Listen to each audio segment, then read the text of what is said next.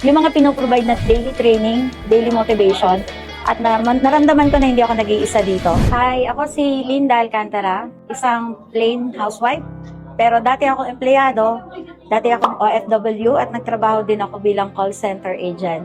Dating nakatali ang oras sa mga shifting schedules, work pressures, overtime, and all. Siyempre maraming struggle bilang mother because nagkukulang yung oras ko sa sarili, sa pamilya.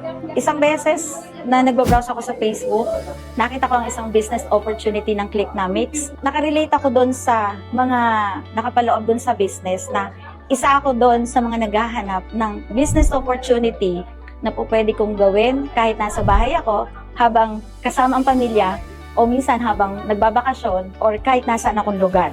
Hindi nakatali ang oras. And then, nakita ko dito yung potential ng unlimited income, mga possibility na ma-achieve mo yung pangarap mo. Kahit baguhan pa lang ako, nai-imagine ko na yung sarili ko na may posibilidad na magbago yung financial situation ko, na mabago yung katayuan namin sa buhay, hindi kagaya nung dati.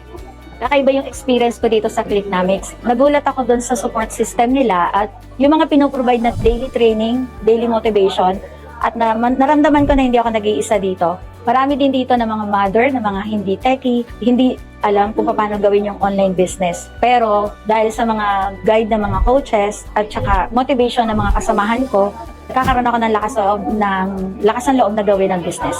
Sa mga naghahanap din ng online opportunity or business opportunity, pwedeng kayo empleyado, pwede kayong mga nanay na nasa bahay. Pwede nyo itong gawin pandagdag sa inyong pinagkakakitaan.